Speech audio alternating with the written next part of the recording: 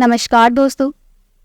आज मैं आपको सुनाने जा रही हूँ जब बेटे बहू ने अपने बूढ़े पिता को कड़ाके की ठंड में धक्के मारकर घर से बाहर निकाला तो बेटा, ये तुम क्या कर रहे हो? मैंने कोई चोरी नहीं की। मैंने तो प्लेट में तुम्हारी झूठी सब्जी रखी हुई थी, उसी सब्जी को आधी रोटी के साथ खाया था। इसके अलावा और कुछ भी नहीं खाया बेटा। मैंने जलेबी कहाँ रखी थी मैंने तो देखी भी नहीं, और तुमने बिना कुछ देखे मुझ पर इतना बड़ा इल्ज़ाम लगा दिया। बेटा, मैं तेरा बाप हूँ। अब इन बूढ़ी हड्डियों में और अधिक मार सहने की ताकत नहीं है। अब तो मत मारो बेटा। मैं तो बर्तन साफ करने गया था, उन्हीं बर्तन में बचे हुए खाने को ही खाया था, क्योंकि मैंने सुबह से कुछ भी नहीं खाया था बेटा। तभी मोहन जी की बहू दीना दंदनाती हुई आई और गुस्से से बोली, अरे बुड्ढे, क्या कह रहा है कि मैं तुझे खाना नहीं देती हूँ? तेरा पेट है या कुआं? सुबह शाम दोपहर कितना ठूसता है, फिर भी तेरा पेट नहीं भरता। वीना की बातें सुनकर राहुल अपने पिता को फिर से गुस्से में मारने लगा। तभी मोहन जी बोली, मत मार बेटा। और कितना मारेगा? कुछ तो तरस खा। मैं तेरा पिता हूँ। तभी राहुल दांत पीसते हुए अपनी आंखों को बड़ी बड़ी करके अपने पिता से बोला, पिता हो तभी सिर्फ मार कर ही छोड़ रहा हूँ, वरना कोई दूसरा होता तो कब का जहर देकर मार देता। बूढ़ा हो गया है, लेकिन अभी भी चोरी करते हुए शर्म नहीं आती। मैं कितने मन से रीना के लिए जलेबी लेकर आया था और कब चट कर गए पता ही नहीं चला। हद होती है चोरी करने की और चटोरेपन की भी। मोहन जी रो रो कर गिड़गिड़ाते हुए अपने बेटे को अपनी सफाई देते रहे, लेकिन बेटा था कि अपने पिता की बात सुनने को तैयार ही नहीं था, क्योंकि वह तो अपनी पत्नी के प्यार में अंधा जो हो गया था। उसकी पत्नी दिन को रात कहती तो वह भी वैसा ही कहता, गर्मी को बरसात कहती वह उसे भी सच मान लेता। ऐसी हालत थी राहुल की। तभी रीना ने कहा, सुनिए जी, इस बुड्ढे को ऐसे ही मारने से कुछ फर्क नहीं पड़ने वाला है। ये तो मार खाते खाते ढीठ हो गया है।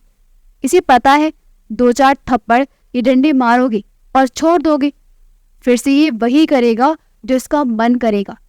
इसलिए आप ऐसा कीजिए, इस बुड्ढे के सारे कपड़े उतार दीजिए और सारी रात कड़ाके की ठंड में बाहर आंगन में ही पड़ा रहने दीजिए, और खाना पीना भी बंद कर देंगे।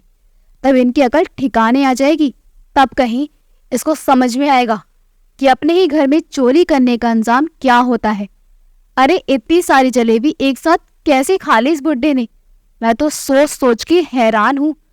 तभी मोहन जी लड़खड़ाती जुबान से बोले, बेटा, मैंने कोई जलेबी नहीं खाई। मैंने तो जलेबी को देखा भी नहीं कि वह कहाँ रखी हुई थी। मैंने तो बस तुम्हारी प्लेट की झूठी सब्जी के साथ उसी प्लेट में रखी आधी रोटी को खाया था, उसके अलावा कुछ भी नहीं खाया। झूठ बोलता है बुड्ढे, एक तो चोरी, ऊपर से सीना चोरी। रीना ने गुस्से से कहा और अपने पति से ससुर को पीटता देख मन ही मन खुश हो रही थी, क्योंकि वह तो सारी जलेबी पहले खा चुकी थी, लेकिन अपने ससुर को पिटवाने के लिए उन पर इल्जाम लगा दिया। और रीना की बात मानकर राहुल अपने पिता के कपड़े जबरदस्ती उतारने लगा, लेकिन मोहन जी गिड़गिड़ाते हुए बार बार कह रहे थे कि बेटा, मेरे साथ इतने भी अत्याचार मत करो। मैंने कुछ नहीं किया।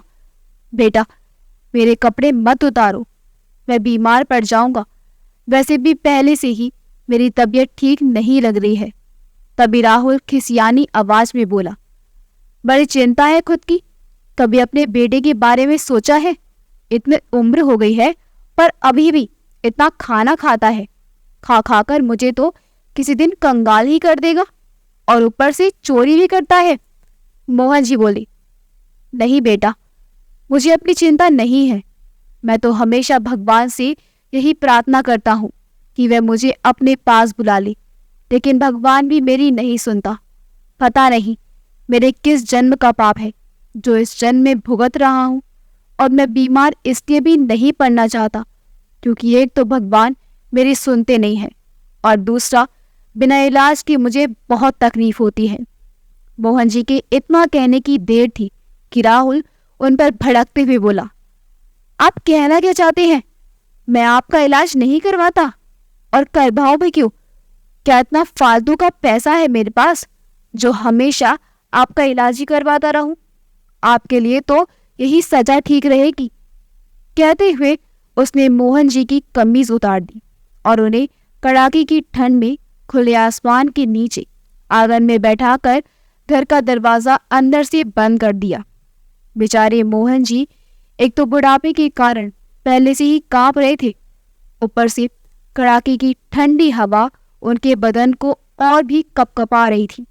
बेचारे कभी घर के एक कोने में जाकर बचने की कोशिश करते तो कभी आंगन में उगे पेड़ के नीचे जाकर छिपने की कोशिश करते, लेकिन ठंड इतनी जोरों की लग रही थी कि उन्हें कहीं भी राहत नहीं मिल रही थी। वे रोते रोते दरवाजे को पीट रहे थे और बोल रहे थे, बेटा, अब कभी तुमसे बिना पूछे कुछ नहीं खाऊंगा। बहू, मुझे चाहे तो तुम 1 सप्ताह तक भूखे रख लेना, लेकिन अभी तो अंदर आने दो बेटा, ठंड बर्दाश्त नहीं हो रही है बेटा। राहुल बेटा, दरवाजा खोल दो ना। बहू, एक बार तो दरवाजा खोल दो, इस बुढ़ी पर तो रहम करो। लेकिन मोहन जी की बात उन दोनों ने नहीं सुनी। बेचारे मेन गेट खोलकर सड़क पर भागने लगे ताकि उन्हें कुछ गर्माहट महसूस हो, लेकिन बेचारा बूढ़ा शरीर कितना तेज भाग सकता था। दौड़ते दौड़ते उन्हें एक पेड़ के नीचे एक फटी हुई गंदी सी कमीज दिखी। उन्होंने उसे उठाया और उसे झाड़कर उसे ही पहन लिया। वो कमीज इतनी फटी हुई थी कि वह उनके बदन को भी सही से ढक नहीं पा रही थी। मोहन जी ने उस कमीज को पहनकर देखा तो उनकी आंखों से झरझर आंसू बहने लगे। वे शांत होकर वहीं उसी पेड़ के नीचे बैठ गए और अपने अतीत में खो गए। राहुल की माँ कमला जी कई दिनों से बीमार थी। मोहन जी ने उनका बहुत इलाज करवाया, लेकिन वह सफल नहीं हो पाए और एक दिन उन्हें काल ने अपना ग्रास बना ही लिया। राहुल सबसे ज्यादा अपनी माँ से ही जुड़ा हुआ था, जैसे सब बच्चे अपनी माँ से जुड़े होते हैं। माँ की मृत्यु हो जाने से उसके आंसू रुकने का नाम ही नहीं ले रहे थे। गांव, परिवार और रिश्तेदारी के लोगों ने मोहन जी को समझाया कि राहुल अभी बहुत छोटा है, उसे माँ की जरूरत है, इसलिए दूसरी शादी कर लो। लेकिन सौतेली माँ राहुल को दुख ना दे, ये सोचकर मोहन जी ने दूसरी शादी नहीं की और अकेले ही उसे पालने का इरादा लिया और पाला उसे भी। पर किसे पता था कि मोहन जी ने कभी किसी बाप बेटे के बीच किसी तीसरे को अपने बीच नहीं आने दिया। आज वही किसी तीसरे के लिए उन पर इतना अत्याचार करेगा। खैर, दोनों बाप बेटा अपनी जिंदगी में खुश थे, लेकिन राहुल अपने पिता सा खिंचा खिंचा सा रहने लगा था। अगर वह बीमार पड़ते तो राहुल घर में कैद हो जाता। राहुल कहीं भी जाता तो मोहन जी उसकी खबर लेते रहते। ये सब राहुल को बिल्कुल भी पसंद नहीं आता था, इसलिए कभी कभी दोनों में इन्हीं बातों पर बहस भी हो जाया करती। फिर एक दिन राहुल ने अपने पिता से कहा, पापा, अब मैं आपकी और इस घर की जिम्मेदारी अकेले नहीं उठा सकता, इसलिए मैं शादी करना चाहता हूँ और मैंने एक लड़की भी देख रखी है। आप क्या चाहते हैं? मोहन जी खुश होकर बोले, ये तो बहुत अच्छी बात है बेटा, लेकिन तुम जिस लड़की से शादी करना चाहते हो, मैं उस लड़की से एक बार मिलना चाहता हूँ, देखना चाहता हूँ कि वह हमारे घर के लायक है भी कि नहीं। कितने सालों बाद इस घर में किसी औरत के कदम पड़ेंगे, हमारा घर फिर से स्वर्ग बन जाएगा जैसे तुम्हारी माँ के रहते था। मोहन जी ने कहा। तभी राहुल ने कहा, पापा, हम कल ही कोर्ट मैरिज कर रहे हैं, उसके बाद वह यहीं आएगी, फिर जितनी मर्जी बात कर लीजिएगा, अभी मिलाप करवाने का समय नहीं है मेरे पास। ये कहकर राहुल वहां से चला गया। अगले दिन राहुल रीना को लेकर घर आ गया।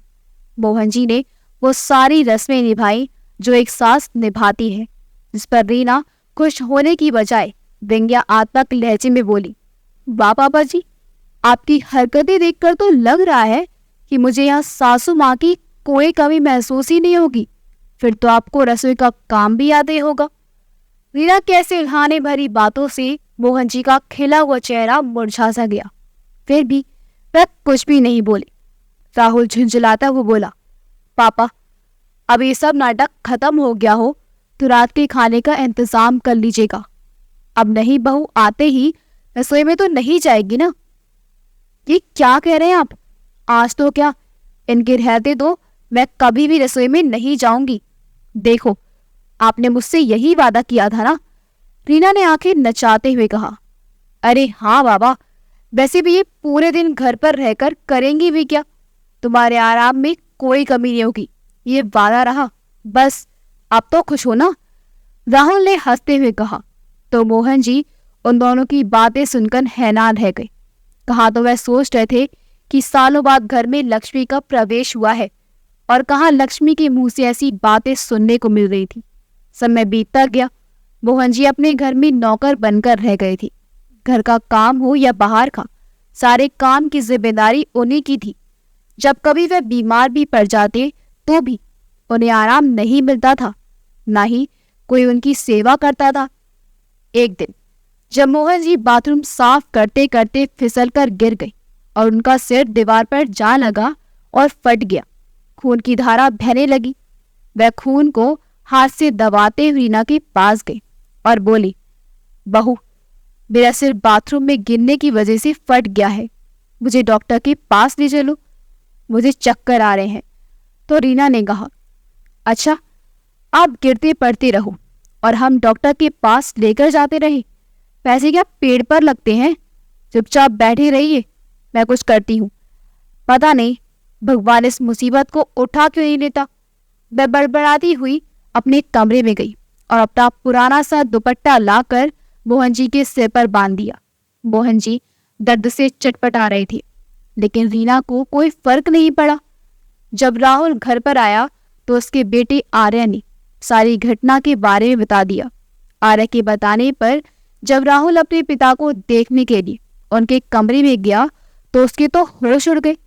वो सबसे पहले मोहन जी को अस्पताल लेकर गया, फिर उन्हें टाँके लगवाकर घर ले आया और रीना से कहा, पागल हो गई हो क्या? सर फटने से खून लगातार बह रहा था, ऐसे ही सारा खून बहता रहा तो वह मर जाते। फिर सोचा था क्या होता, मरता है तो मेरी बला से। इस आफत से तो मैं परेशान हो चुकी हूँ। इसने करवाया है ना अस्पताल में हमारा खर्च, अब देखो इसे कैसे वह खर्चा वसूलती हूँ मैं। रीना गुस्से में बोली। अस्पताल से आकर मोहन जी अपने कमरे में लेटे थे। अधिक खून बह जाने की वजह से वे काफी कमजोर हो गए थे, पर ना ही उनकी तबीयत के बारे में पूछने उनका बेटा राहुल आया और ना ही बहू रीना आई। वे भूख से तड़प रहे थे। अंत में थक हाक कर उन्होंने ही रीना को आवाज लगाई और रोटी देने को कहा। रोटी? कौन सी रोटी? जो अस्पताल में खर्च हुआ है ना, उससे आपकी 3 दिनों की रोटी तो समझो गई। अब 3 दिनों तक सिर्फ पानी पीकर ही गुजारा कर बूढ़े, रीना ने कहा। मोहन जी ने बहू की बातें सुनकर कुछ नहीं कहा। उन्होंने सोचा शायद अब तो वह भूखे ही भगवान के पास चल बसेंगे, पर कभी कभी मौत भी आसानी से नहीं मिलती। यही हुआ उनके साथ भी। वे अपनी भूख को दबाने के लिए अपने पेट को कपड़े से बांधते, तो कभी पूरा जग का पानी पी लेते, तो कभी सोने की कोशिश करते हैं, परंतु उस बुजुर्ग को राहत नहीं मिल पा रही थी। तभी उनका पोता आर्य चुपके से उनके पास आया और अपने दादाजी को दूध का गिलास पकड़ाते हुए बोला, दादाजी, ये दूध मम्मी ने मुझे पीने के लिए दिया है, लेकिन मैं चुपके से आपके पास ले आया। आपको भूख लगी है ना, जल्दी से इसे पी लीजिए, इससे पहले कि मम्मी को पता चले। आर्य के इस अपनेपन भरे प्यार से मोहन जी और भी भाव विभोर हो गए और अपने कांपते हुए हाथों से वह दूध का गिलास पकड़ उसे पीने लगे। वह दूध को आधा गिराते और आधा पीते। जब दूध का गिलास खत्म हो गया तो वह जमीन पर गिरते हुए दूध को भी चाटने लगी। उनका ऐसा करता देख आर्य बोला, दादाजी, आपको जितने दिन की सजा मिली है ना, मैं इसी तरह आपको दूध लाकर दे दिया करूंगा, लेकिन आप ऐसी जमीन पर गिरे दूध को मत चाटो, वरना फिर से बीमार हो जाओगे। बेटा कहते हैं बच्चों की बातें भगवान जल्दी सुनते हैं। तुम भगवान से कहो ना, इस बुड्ढे को अपने पास जल्दी बुला ले। मोहन जी ने बड़े ही करुण स्वर में कहा। दादाजी, मम्मी पापा आपको बहुत तंग करते हैं ना। मैं भगवान से ये कहूँगा कि भगवान उन्हें सजा दे, आर्य ने कहा और वहां से भाग गया। उसी प्रकार अगले दिन भी आर्य जब दूध लेकर अपने दादाजी के पास गया तो रीना ने उसे देख लिया। फिर क्या था, उसने बड़ा चढ़ाकर वह बात राहुल को बताई। फिर राहुल ने मोहन जी को बेरहमी से पीटा। अब आर्य धीरे धीरे बड़ा होने लगा और अपने दादाजी के लिए आवाज उठाने लगा, इसलिए उसे पढ़ाई के बहाने घर से बाहर भेज दिया गया। आर्य के बाहर जाते ही रीना का अत्याचार मोहन जी पर और बढ़ गया। मोहन जी के साथ वो आए दिन कुछ ना कुछ बात को लेकर मोहन जी के साथ मारपीट करते रहती। मोहन जी के लिए राहुल ने कभी नए कपड़े या जूते नहीं खरीदे। अपने फटे पुराने कपड़े या टूटे फूटे जूते उन्हें पहनने के लिए दे देता था। यहाँ तक कि खाना भी उनको कभी ताजा नसीब नहीं होता था। एक दिन बर्तन धोते हुए उनके हाथ से एक प्लेट गिरकर टूट गई, इसलिए बहू ने उन्हें दिन भर खाना नहीं दिया था। जब मोहन जी बर्तन धोने रसोई में गई तो राहुल ने थोड़ी सी सब्जी छोड़ दी थी और रोटी जल गई थी, जिसके कारण वह पापड़ की तरह कड़क हो गई थी। उसे वह प्लेट में ही छोड़ गया था, बस उसी को मोहन जी ने खा लिया था। इसी वजह से उन्हें चोर कहकर कड़ाके की ठंड में बाहर कर दिया गया और पीटा भी गया था। उधर रीना और राहुल अपने कमरे में जाकर खुश होते हैं कि चलो बुढ़ा मर गया होगा कहीं जाकर, और इसी खुशी में दोनों पार्टी कर रहे थे। समय ऐसे ही बीतता रहा। कई साल बाद एक दिन अचानक मोहल्ले में बड़ी हलचल शुरू होने लगी। रीना ने राहुल से कहा, पता नहीं आज मोहल्ले में कुछ हुआ है, ऐसा लग रहा है, लेकिन मुझे कुछ खास पता नहीं चल पा रहा है। आप जाकर पता कीजिए ना, क्या बात हुई है। राहुल उस भीड़ में जाकर पता करने की कोशिश करता है तो उसे पता चलता है और वह घबराता हुआ वापस आकर अपने घर का दरवाजा बंद कर देता है और डरते हुए रीना से कहता है, गजब हो गया रीना, सामने वाले तालाब में एक बूढ़े आदमी की लाश मिली है, वह भी खाली बदन। अब पुलिस आएगी तो पापा को घर पर ना देखकर हम पर ही शक ना कर बैठे। लोगों ने जो होलिया बताया उससे तो वह लाश पापा की ही मालूम पड़ती है। हम तो बुरे फंसे रीना।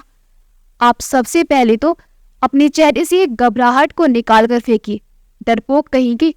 और हाँ, अगर पुलिस आए तो कह देंगे कि हमारे बेटे से मिलने गए हुए हैं, रीना ने अपनी बोहें चमकाते हुए कहा।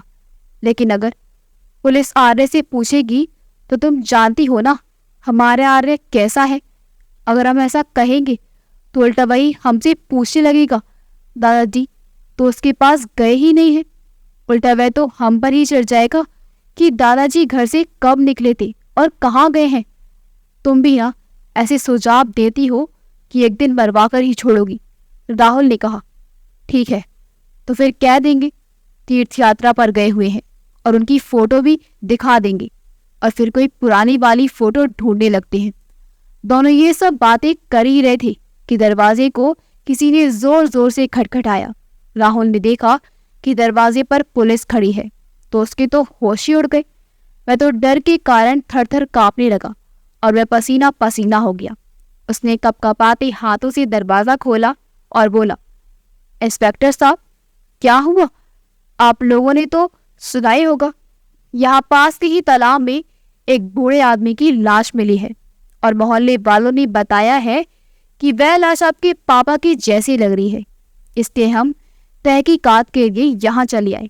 पानी में डूबे रहने के कारण उनका चेहरा काफी बिगड़ चुका है, इसलिए उन्हें पहचान पाना मुश्किल हो रहा है। इसलिए अपने पापा को बुलाओ, हम उससे कुछ पूछना चाहते हैं कि वह ठीक तो है ना, इंस्पेक्टर ने कहा। तो रीना बोली, हाँ हाँ, हमारे पापा जी तो बिल्कुल ठीक है, वह तो भी 4 धाम की यात्रा करने गए हुए हैं। ये देखिए उनकी भेजी हुई फोटो। ऐसा कहकर रीना ने अपना मोबाइल आगे बढ़ा दिया। आप बात कराइए उनसे हमारी, क्योंकि मोहल्ले वाले बता रहे हैं कि इससे पहले आपके पापा कभी इतने दिनों तक बाहर नहीं रहे हैं। पुलिस ने सख्ती में आकर कहा। जी वो क्या है ना पापा, इस बार अपने दोस्तों के साथ गए हुए हैं, वे काफी दिनों के बाद गए हैं। राहुल ने हकलाते हुए कहा। ठीक है, अभी तो चलता हूँ, अगर जरूरत पड़ी तो फिर आऊंगा, इंस्पेक्टर ने कहा और जाने लगे। इंस्पेक्टर जैसे ही जाने के लिए मुड़ा था कि मोहन जी के छोटे भाई की बेटी गौरी, जो कि मोहन जी को बड़े पापा ना कहकर सिर्फ पापा ही कहती थी, वह भी शादी के बाद उसी शहर में रहती थी, लेकिन रीना का व्यवहार अच्छा नहीं था, इसलिए वह उनके घर बार बार नहीं जाती थी। लेकिन आज वह मौके पर ही पहुंच गई और आकर कहने लगी, भैया पापा तीर्थ यात्रा पर कब गए, पर आपके पास उनकी फोटो कहाँ से आई? ये पापा की कई साल पुरानी फोटो है। पापा मम्मी की इस फोटो को फ्रेम करवाने के लिए मैं कब से ढूंढ रही थी। अभी कुछ दिन पहले ही यारा ने मुझे भेजी थी ये फोटो, लेकिन कितने अच्छे लगते हैं ना दोनों एक साथ। जब मम्मी जिंदा थी ये फोटो तब की है ना? ये तुम क्या कह रही हो? उस पुलिस वाले ने गौरी से पूछा। हाँ सर, मैं सच कह रही हूँ। ये देखिए, इस फोटो को इन्होंने आपको दिखाया, वह तो आधी अधूरी है। पूरी फोटो तो मेरे पास है, जो कि इनके बेटे ने ही मुझे भेजी थी। ये देखिए सर, ये रही पूरी फोटो। इतना कहकर गौरी अपना मोबाइल पुलिस वाले के सामने बढ़ा देती है, जिसमें मोहन जी और उनकी पत्नी कमला जी साथ में थी। तो फिर इसका मतलब वह लाश आपके पिता की है। अब आप लोग सच बताने का कष्ट करेंगे या फिर हम लोग अपने तरीके से तुम्हारा मुंह खुलवाएं? नहीं सर, हमें नहीं पता पापा उस तालाब तक कैसे गए, हमने उन्हें नहीं मारा। हम तो बस इतना कहकर राहुल शांत हो गया। फिर रीना बोली, हाँ सर, हमने तो बस उन्हें घर से बाहर निकाला था, लेकिन पता नहीं वो कैसे उस तालाब तक पहुंच गए। रीना भी लड़खड़ाती जुबान से बोले जा रही थी। हाँ सर, वो तो बस उन्हें सजा देना चाहते थे ताकि वो आगे से चोरी ना करें, राहुल ने कहा। अच्छा भैया, पापा ने क्या चुराया था, जरा मैं भी तो सुनूं। गौरी की आंखों में आंसू आ गए। वो डबडबाई आंखों से रुआसी आवाज में बोली। तभी कार से उतरकर मोहन जी का पोता आर्य भी वहां आदम का, जो कि पढ़ाई पूरी करके आजकल नौकरी भी करने लगा था। उसने अपनी बुआ के आंसू पोंछे और उसे अपनी गली सी लगाते हुए चुप कराया और अपने पापा से पूछा, बताइए पापा, दादाजी ने आपकी कौन सी ऐसी कीमती चीज चोरी कर ली थी? आर्य, तू चुप रह, तो कुछ नहीं जानता बेटा। तेरे दादाजी पागल हो गए थे, वह कुछ भी करते थे, उन्हें कुछ याद नहीं रहता था। कभी घर से पैसे चुराते थे तो कभी कीमती सामान, इसलिए हमने सजा देने की सोची, जिसे वह डरकर फिर कभी ऐसा नहीं करते, राहुल ने कहा। नहीं सर, ये लोग झूठ बोल रहे हैं, पापा बिल्कुल ठीक थे, गौरी रोते हुए बोली। मुझे पूरा यकीन है इन्होंने ही उन्हें मारा है। इन्हें पुलिस स्टेशन ले जाकर अच्छे से पूछताछ कीजिए, ये सब कुछ सच सच बता देंगे। राहुल और रीना दोनों अपने बेटे आर्य से गिड़गिड़ाते हुए बोले। आर्य बेटा, हम तुम्हारे माँ बाप हैं, तुम अपनी बुआ को अपनी कंप्लेंट वापस लेने के लिए समझाओ ना। तभी आर्य गुस्से से उन दोनों की तरफ देखते हुए बोला, नहीं, मेरे कोई माँ बाप नहीं है जिन्होंने मेरे दादाजी को कपड़े उतारकर तालाब में धक्के देकर मार डाला। ऐसे हैवानों से मेरा कोई रिश्ता नहीं है। इंस्पेक्टर साहब, ले जाइए इन दोनों को अपने साथ, मेरा इनसे कोई रिश्ता नहीं है। नहीं सर, हमने कुछ नहीं किया है, मैं सच सच बताती हूँ। ऐसा कहकर रीना उस दिन की सारी घटना सबके सामने बता देती है। आर्य ने आवाज लगाई, आ जाइए दादाजी। गौरी ने जाकर अपने बड़े पापा का हाथ पकड़कर अंदर ले गई। मोहन जी को जिंदा अपने सामने देखकर राहुल और रीना के तो होश ही उड़ गए। आज ये पहले वाले गरीब दुखी हारे मोहन जी नहीं थे, ये तो सूट बूट पहने एक सेठ की तरह लग रहे थे, ऊपर से आंखों पर चमकदार चश्मा पहने हुए थे। अरे सर, आप यहाँ? उस पुलिस वाले ने पूछा। आप तो वही है ना जो कल वृद्धाश्रम का उद्घाटन करने आए थे और 50 लाख की धनराशि दान ही थी। ये सुनकर राहुल और रीना की आंखें फटी की फटी रह गईं। ये सब कैसे हुआ? पापा, आप यहाँ मत तो फिर उस तालाब में, और ये सब क्या चल रहा है? राहुल ने चौंकते हुए पूछा। आर्य बोला, पापा ठहरिए, जरा सब बताता हूँ, दादाजी को सांस तो लेने दीजिए। उस रात जब दोनों दादाजी को घर से निकाला था। दादाजी ठंड से बचने के लिए एक सड़क पर भाग रहे थे। तभी गुप्ता अंकल ने उन्हें देख लिया था। उन्हें उनकी हालत देखकर ये समझती देर नहीं लगी कि ये सब आप लोगों की ही देन है। इसलिए उन्होंने सबसे पहले बुआ को फोन किया, क्योंकि बुआ ने हमारे घर के आसपास के सभी लोगों को अपना नंबर दे रखा था, ताकि दादाजी को कोई भी परेशानी हो तो उन्हें तुरंत कॉल कर सके। फिर बुआ ने मुझे फ़ोन किया और हम दोनों वहां जाने के लिए निकल पड़े। तब तक हमने गुप्ता अंकल को दादाजी पर नज़र रखने के लिए कहा। जब हम दोनों दादाजी के पास पहुंचे तो देखा बेचारे गंदी मैली कुचैली सड़क पहने रहे थे। सच कहूँ तुम्हारी आंखों से तो आंसू रुक ही नहीं रहे थे।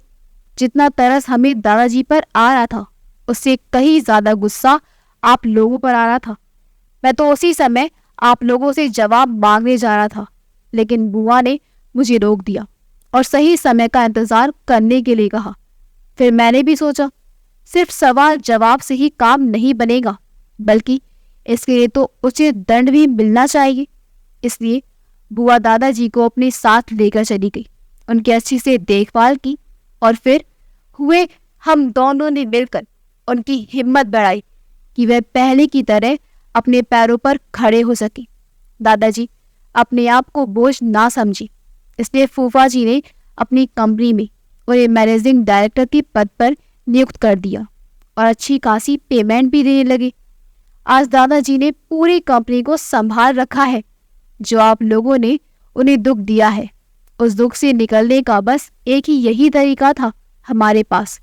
इतना ही नहीं, दादाजी ने 2 वृद्धाश्रम भी खुलवाए हैं और वहां अपने जैसे ही लोगों को शरण दी है। इनके काम से प्रसन्न होकर सरकार ने इन्हें सम्मानित भी किया है। अब ये कोई गरीब मोहन जी नहीं है, बल्कि शहर की जाने माने हस्ती है। पिता की हैसियत देखकर बेटी बहू के पैरों तले जमीन खिसक गई। दादाजी, मैंने आपसे वादा किया था ना कि आपके गुनहगारों को सजा दिलवाऊंगा, तो आपके गुनहगार आपके सामने हैं। आप जो सजा देना चाहें इन्हें दे सकते हैं। इनको तो कानून सजा देगा बेटा। जो अपने जन्म देने वाले पिता को मारने की कोशिश कर सकते हैं, इन्हें समाज के बीच रहने का कोई हक नहीं है। वहां खड़े पुलिस वाले ने कहा। आर्य बोला, पापा, उस तालाब में किसी की लाश नहीं थी। वो तो हमने इस मोहल्ले वालों के साथ मिलकर एक नाटक रचाया था, ताकि आप लोग अपने मुंह से अपने किए का बखान कर सके। ये तो अच्छा हुआ जो आप लोग जेल जा रहे हैं और आपको रहने का कोई ठिकाना मिल गया, वरना जब मैं ऐसी ही ठंड में आपको घर से निकालता तो वह और ज्यादा ही मुश्किल होती, और शायद तब आपको रास्ते में गिरी कोई फटी हुई कमीज भी नहीं मिलती। आर्य ने कहा। फिर मोहन जी स्वयं राहुल का कॉलर पकड़कर बोले, तूने मुझे ना जाने कितने ही चांटे मारे, और आज जड़ा तेरे बेटे ने तुझे मारा है, उसका दर्द शायद ही तो कभी भूल पाएगा। इसलिए मुझे और चांटे मारने की तो जरूरत नहीं है, क्योंकि तुझे वक्त ने बड़ा जोरदार चांटा मारा है। ये तमाचा तो जिंदगी भर नहीं भूल पाएगा। दोनों पिता के पैरों में गिरकर माफी मांगते रहे, गिड़गिड़ाते रहे, लेकिन मोहन जी ने उन्हें माफ नहीं किया और दोनों को पुलिस उठाकर ले गई। आर्या ने अपने माँ बाप के खिलाफ गवाही दी और उन दोनों को लंबी सजा हुई। आर्य अपने दादाजी को लेकर वापस अपने घर चला गया और खुशी खुशी उनके साथ जीवन व्यतीत करने लगा। अब तो गौरी का भी जब मन करता अपने पापा और भतीजे से मिलने चली जाती। मोहन जी तो गौरी को अपने पास ही रखना चाह रही थी, लेकिन गौरी अपने परिवार और बच्चों का हवाला देकर बड़ी मुश्किल से जल्दी ही वापस आने का वादा करके जाती। तभी मोहन जी उसे जाने देते, वरना उसे जाने ही नहीं देते थे। मोहन जी अपनी बेटी को पाकर बहुत ही खुश रहने लगे थे और पोता के साथ तो उनकी जिंदगी संवर गई थी। उन्हें जीवन जीने की लालसा बढ़ गई थी। अब मोहन जी ने निस्वार्थ सेवा में ही अपना जीवन व्यतीत करने लगे थे। अगर आपको हमारी कहानी अच्छी लगी हो तो हमारी वीडियो को लाइक करें, शेयर करें और हमारा चैनल योगी वॉइस को सब्सक्राइब कर दें। मिलते हैं अगली वीडियो में। आपका बहुत बहुत धन्यवाद।